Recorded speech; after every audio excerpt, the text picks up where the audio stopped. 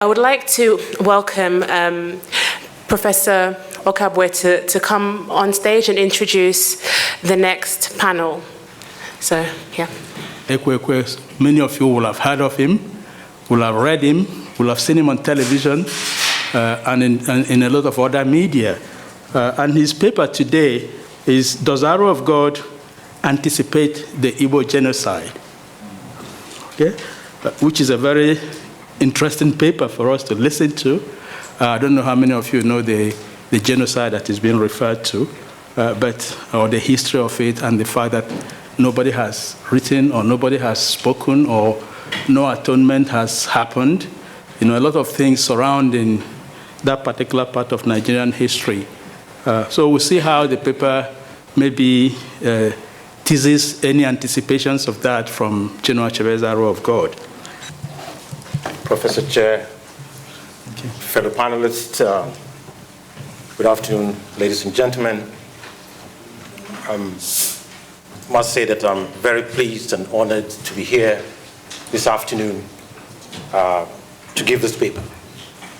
Kwadwo had hinted me about the symposium when we met at Brown early on in the year during the Achebe Symposium. And I said, oh, that would be great to be in this symposium. At least it's another opportunity perhaps to cross the Atlantic before Christmas. So I'm really very pleased to come in here. And from what I saw in the morning, during the session in the morning, I think it will be quite challenging to see exactly how one can move on from what occurred earlier. My paper is entitled, Does Arrow of God Anticipate the Igbo Genocide? Quite early in the new year, this 2014, I began to prepare for a paper on the role or the involvement of Africa and Africans in the War of 1914-1918, or alternatively, the Great War or the First World War. 2014 is the 100th anniversary of this war. The paper has since been published under the title, The Concatenation of the African Role in the 1914-1918 War, or World War I. Instructively, my research for this paper had led me to Chinua Achebe's A Man of the People by way of that memorable conversation on African history and future between Sheikh Anta Diop and Carlos Moore, published 20 years ago in the journal Présence Africaine. I will return to Diop-Moore conversation shortly. 2014 is also the year of Arrow of God. That is why we are all gathered here at SOAS. 2014 is the 50th anniversary of the publication of Achebe's tome. I had to reread this text for the Jubilee commemoration.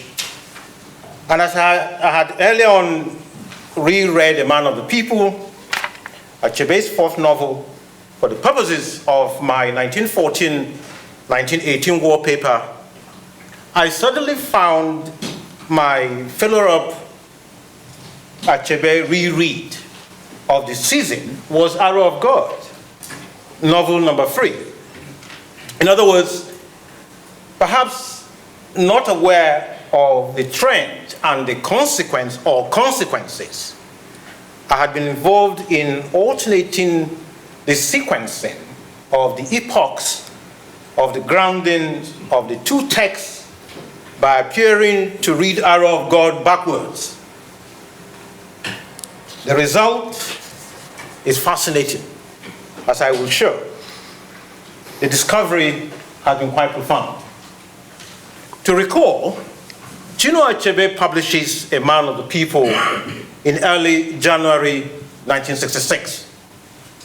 This is a few days before the military coup the tower that overthrows the Abubakar Tafawa Balewa civilian government, which the supposedly outgoing British occupation governor, James Robertson, had imposed on the country in 1959, following a fractious election that the British rigged in favor of its North regional socio-political clients. The latter would in turn safeguard those vast expropriatory interests of Britons in the country subsequently. A striking feature in the resolution of the grave crisis of this state that Achebe wrestles with in the mind of the people is its degeneration into a military coup and rampaging violence.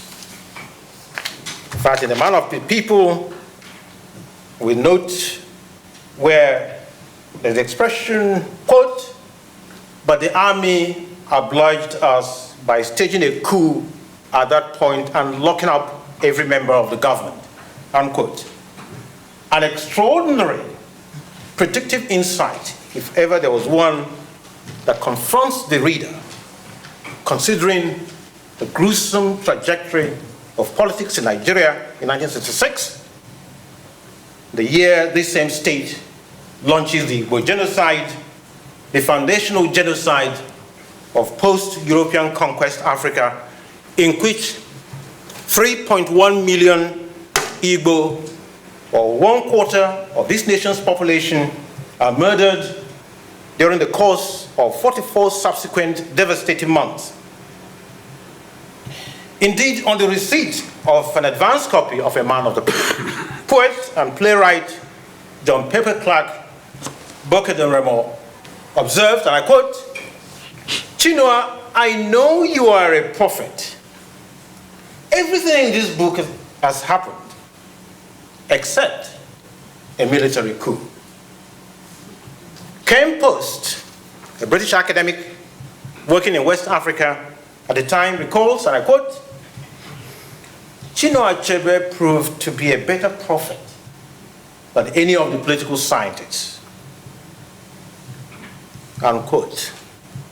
Once again, prophet? Chinua Achebe, the father of African literature, also a prophet? Arrow of God, Achebe's most complex novel, his richest, most mysterious, one of the finest works of fiction in English written in this century, according to Robert Wren, remains an inexhaustible farmland for bounty harvest. Fresh readings and rereadings of the novel bring forth ever more yields. This also applies to the examination or re-examination of the literature across the spectrum of distinguished critics of the novel. It is striking, right from the outset, that the certainties of Igbo national independence witnessed in the age of things fall apart have not clearly dissipated, as Ezulu charts the paths and terms of the consequential relationship between him and Ulu, the god that he serves, and the key centers of the burgeoning European conquest power in Umuar and neighboring Igbo states. Pointedly, Ezulu instructs son Oduche to attend the mission school as his eyes and ears in this power dispensation. But Oduche is more important, and we saw exactly the point that was made earlier on in the presentation by Professor, the issue of the importance of Oduche. It's much more important than here than just a tactical tool in Ezulu's defense arsenal, as this paper demonstrates.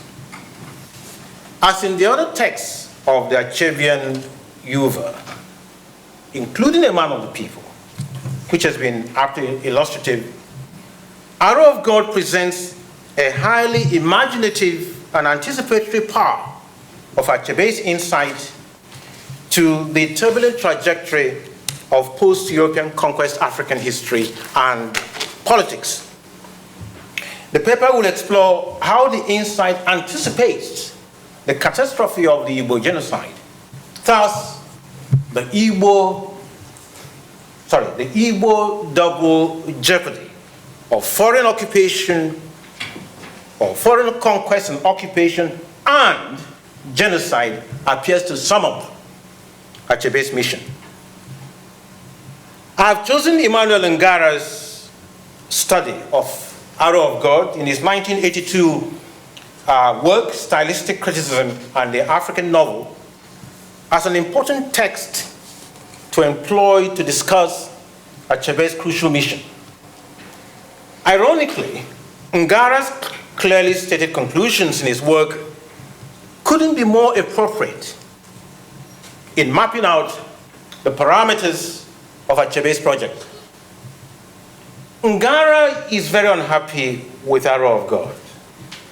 He writes, and I quote, "Arrow of God is not a book that fascinates and engages the reader as soon as he picks it up to read." He elaborates in 4 paragraphs, and I think it is important to quote him at some length. The narrator is the author himself, who tells his story in the 3rd person, giving himself the privilege of entering the characters' minds and recording their innermost thoughts. The narrator is addressing both an African and a Western English-speaking audience. He's very successful in the use of African idioms in an English novel. Non-Igbo speakers are able to follow the story and to understand the Igbo proverbs and expressions used in the novel. There are, however, some minor shortcomings in the language. Achebe uses many Igbo terms, such as chi, obi, ogene.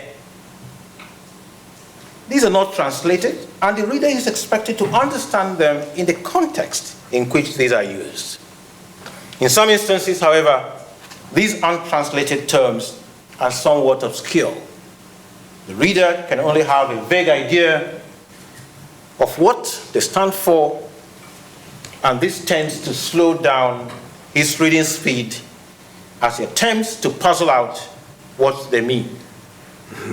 Arrow of God is too culture-specific or culture-bound and sociologically oriented.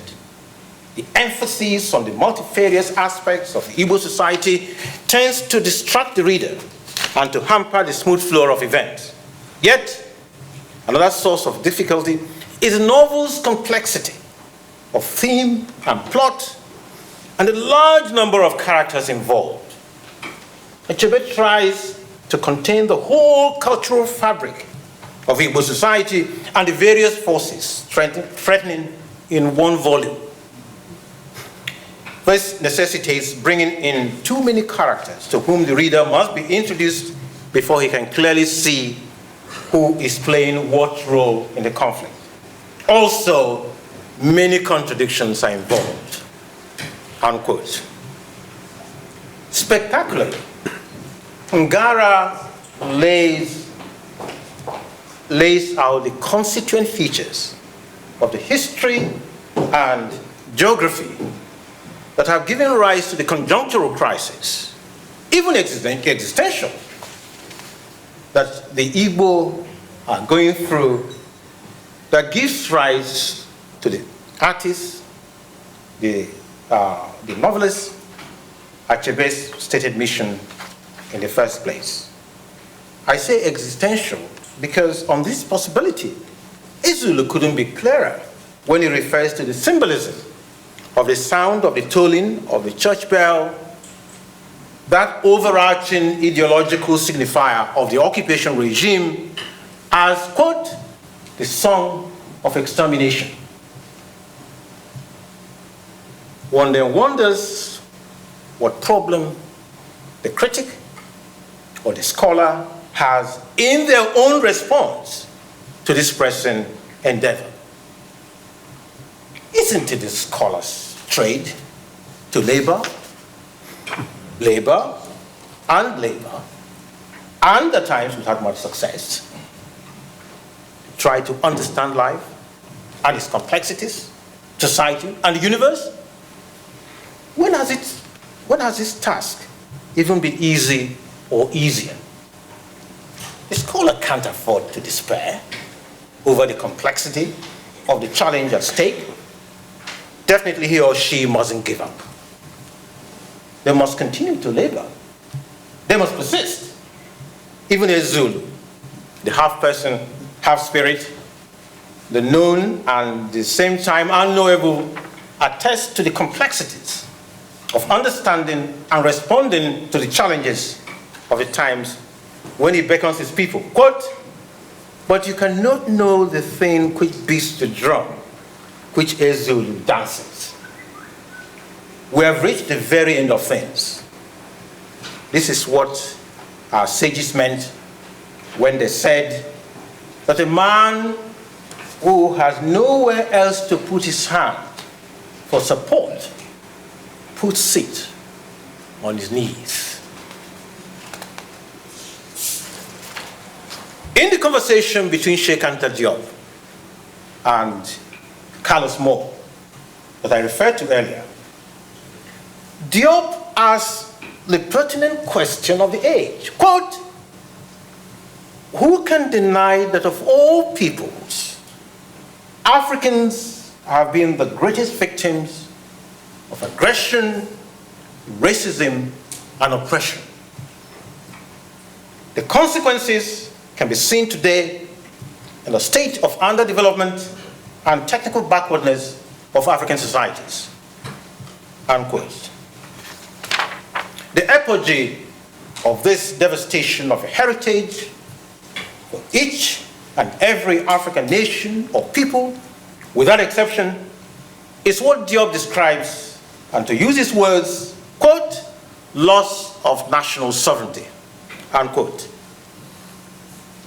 In Arrow of God, Chinua Achebe is examining not only the invasion of Igbo land by a European state, this deleterious loss of national sovereignty, but the multitudinous layers and range of Igbo response to this unprecedented catastrophe, which is ongoing, not over by any means. Thus, Ezulu, the chief priest of Ulu, uses stark epidemiological reference to describe this grave emergency facing his people. Quote, "A disease that has never been seen before cannot be cured with everyday herbs." Our fathers who told us that it may even happen to an unfortunate generation, that they are pushed beyond the end of things and their back is broken and hung over a fire. Yet, in another breath, the priest's characterization is bluntly existential, as we've just indicated. He calls it extermination.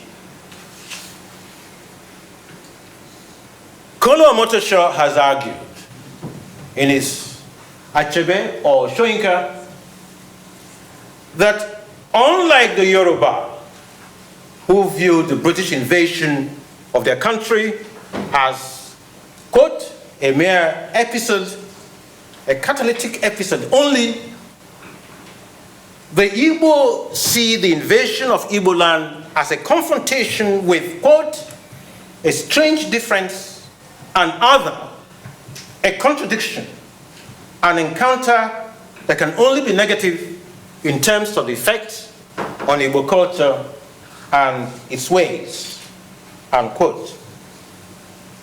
Umuofia, as we observe in Things Fall Apart, surely appreciates the startling implications of this archetypal clash of civilizations that Omotosho depicts. The Okonkwo Obierika studied deliberations on the horrific massacre of the people of Abame by an ever-expanding British invading military force, and the impact of the event on Umuofia's national sovereignty is pointedly evident. Indeed, the continuing independence of Umuofia is threatened by this invasion. This gives rise to calls by Okonkwo for a steadfast defense of their homeland by its people, despite the military superiority and the ruthlessness of the enemy it faces, as historian Obierika is keen to stress. Quote, "Have you not heard how the white man wiped out Abame?" He asks ominously. "They would go to Umuru and bring the soldiers, and we, Umuofia, will be like Abame." Obierika and apparently the majority of the leadership of Umuofia want to avoid the Abameization of their own country by the British. Even though he does not state it clearly in his studied philosophical ruminations in Arrow of God, it is implicit that one of the reasons, a very important consideration definitely, for Ezulu's decision to send son Oduje to the Conquest Mission School is to preempt the Abame debacle in Umuaro. For Okonkwo, though the obvious overwhelming military odds against Umuofia notwithstanding, the country must defend its sovereignty resolutely. We must fight these men and drive them out from the land.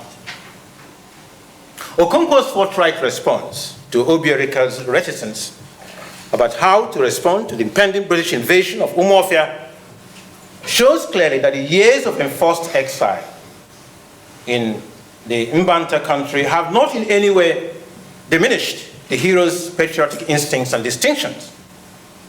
Even though Okonkwo subsequently commits suicide after killing the envoy sent by the British to disrupt the crucial Umuofia Leadership Assembly on the unfolding emergency, in addition to his conviction that Umuofia is unwilling to deploy its forces to resist the impending attack on the country, I have argued elsewhere in my essay, The Achebean Restoration, that Okonkwo's suicide and his aftermath symbolize the sowing of the regenerative seeds of freedom for the restoration of Igbo national sovereignty.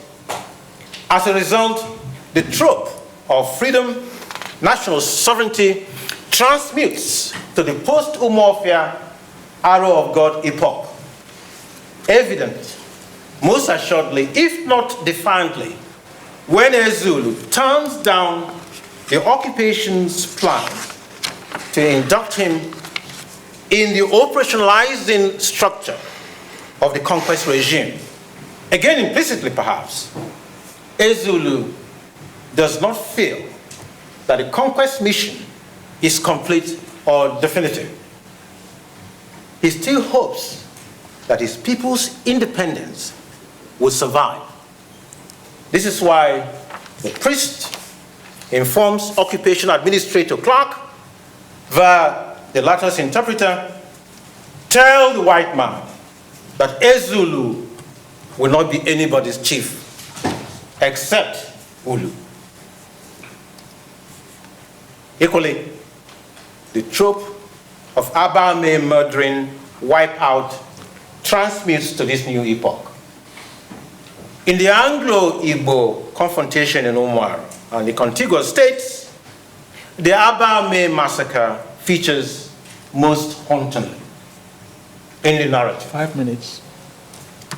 In the wake of the Umuaro-Okwere War, which Ezulu opposes, describing it as an unjust war, Umuaro reluctantly accepts the terms of the British military intervention because, to quote the narrative voice in the Arrow of God, the story of what these British soldiers did in Abame was still told with fear, and so Umuaro made no effort to resist but laid down their arms. In fact, Ezulu himself focuses on Abame broadly in a key address to his people, in which he reflects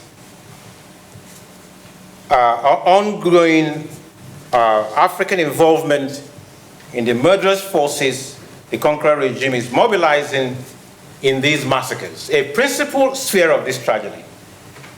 He poses 3 questions, which clearly have Pan-Africanist implications. Have you not heard that when 2 brothers fight, a stranger reaps the harvest? How many white men went in the party that destroyed Abame? Do you know?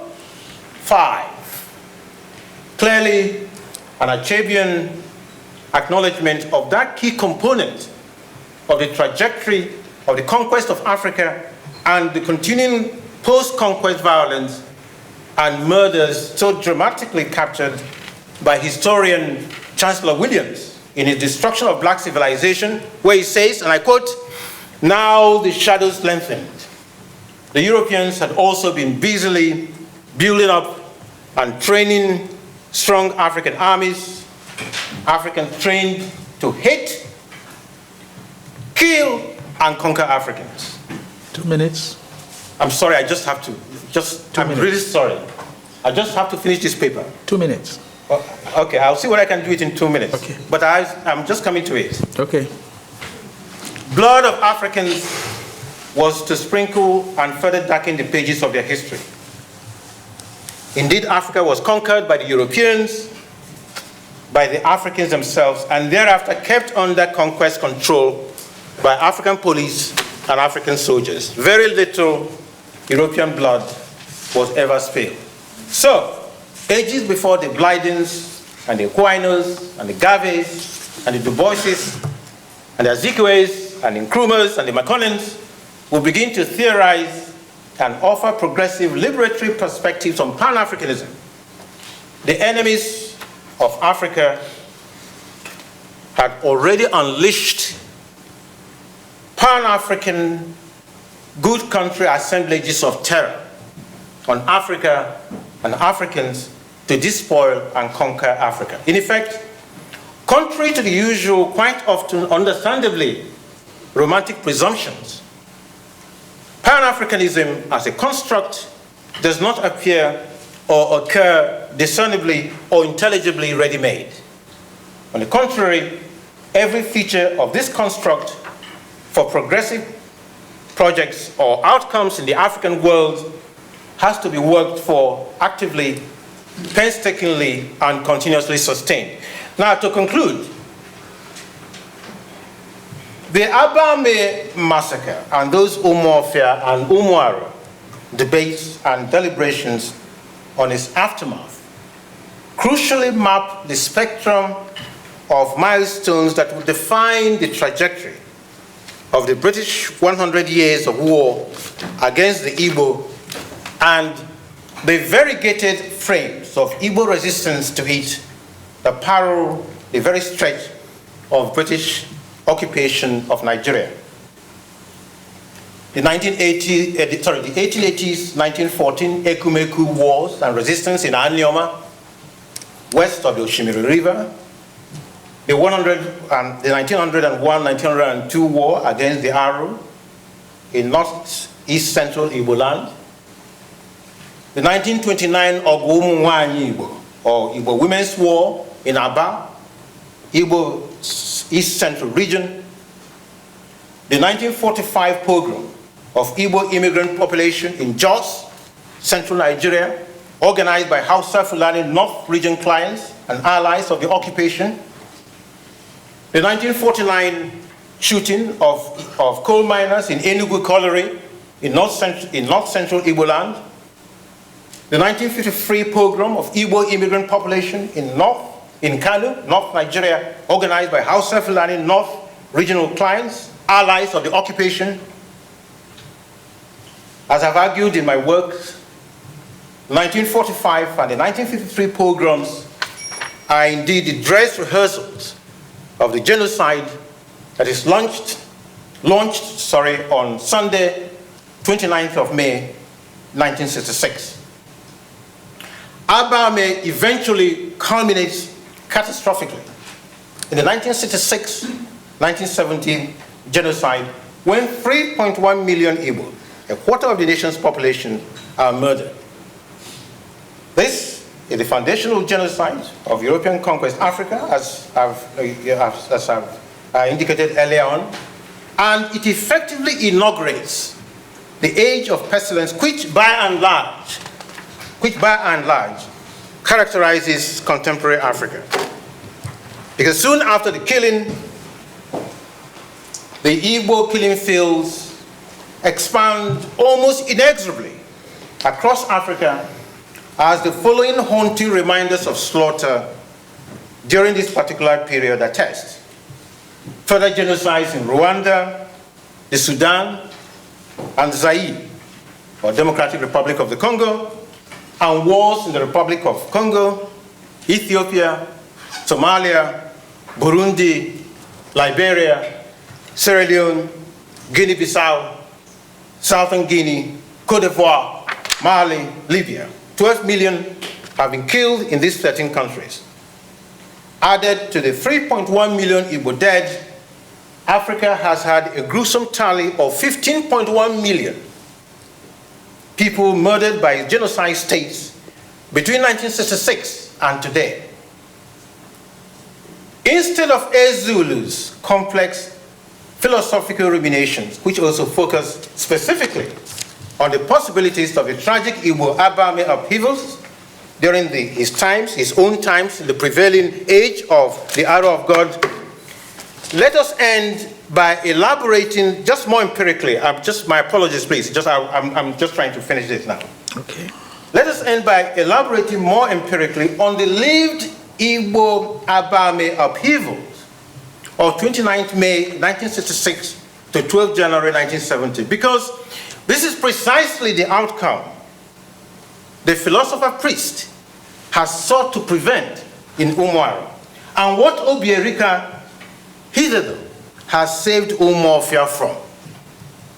If we recall those poignant words from Ezul to Umuaro cited earlier, and I quote it, our fathers have told us that it may even happen to an unfortunate generation that are pushed beyond the end of things, and their back is broken and hung over a fire. It suddenly dawns on us that these appear to constitute a predated epitaph for the 3.1 million murdered Igbo in the generation just once or twice removed. As we can see, Chinua Achebe's predictive insights here in Arrow of God are shatteringly breathtaking. Undoubtedly, the Nigerian genocide state, beginning on 29 May 1966, becomes some hematophagous monster that is let loose on the Igbo and Igbo land, slaughtering our way to the hilt. And just in case anyone doubts the end game of this mission, 3 shrilling, chilling proclamations, scripted with unmistakable steno precepts of obliterating intent from one of the gorgons stalking the land, punctuate the scene as the following shows. 1, the ghoulish anthem of the genocide, broadcast uninterruptedly on state-owned Kaduna radio. This is a shortwave radio transmission and television, and editorial comments on the theme, regularly publicized or published in both state-owned New Nigerian newspaper and the Hausa weekly Gaskiya Tafi Kobo. During this period, has these lyrics in Hausa, and I'm going to go through these lyrics. Muje mukashe nyamiri, mukashe mazan su de ya mazan su, muchi matan su de ya matan su, mukwashe kayan su. English translation. Let's go kill the damned Igbo. Kill off their men and boys, rape their wives and daughters, cut off their property. 2, Benjamin Adekunle, one of the most notorious of the genocidist commanders in South Igbo land, makes the following statement to the media, including foreign representatives of the media, in August 1968. Quote, "I want to prevent even one Igbo having even one piece to eat before their capitulation. We shoot at everything that moves. And when our forces march into the center of Igbo territory, we shoot at everything, even at things that don't move." 3. Harold Wilson, Prime Minister of Britain, the key center world power that crucially supports the Igbo genocide militarily, diplomatically, and politically, right from the conceptualization to its actualization, is totally unfazed when he informs Clyde Ferguson, United States State Department Special Coordinator for Relief to Biafra, that he, Harold Wilson, quote, would accept 500,000 dead Biafrans if that was what it took, unquote, the Nigerian genocidists to destroy the Igbo resistance to the genocide. This is taken from Roger Morris's book, Uncertain Greatness, Henry Kissinger and American Foreign Policy. For the records, Harold Wilson's 500,000 dead Biafrans represented 4.2% of Igbo population then. We're really running out of time. By the time Please. that phase, I'm just finishing. I'm very sorry, but I'll just conclude. By the time that phase of the genocide encryption ended, 6 to 9 months after Wilson's wish declaration, 25% of this nation's population, or 3.1 million, had been murdered.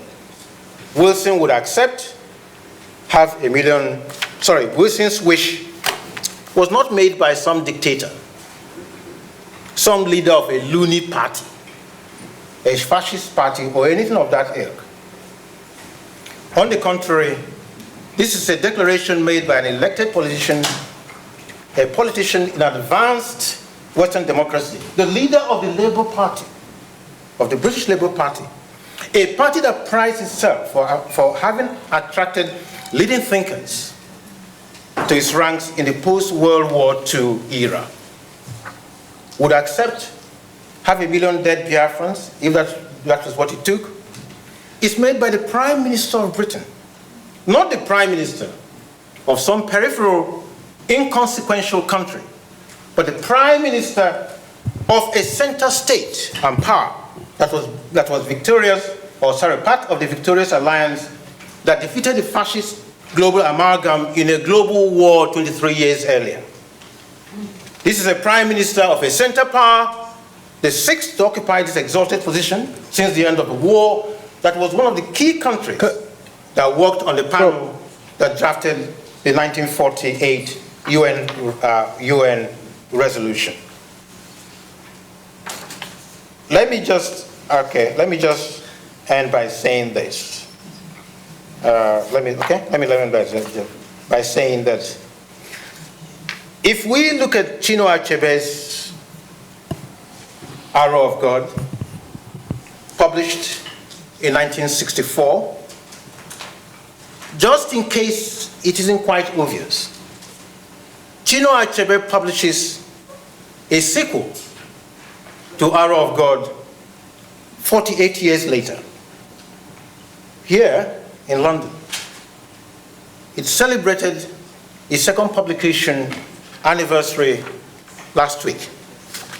That sequel is appropriately called There Was a Country. Thank you.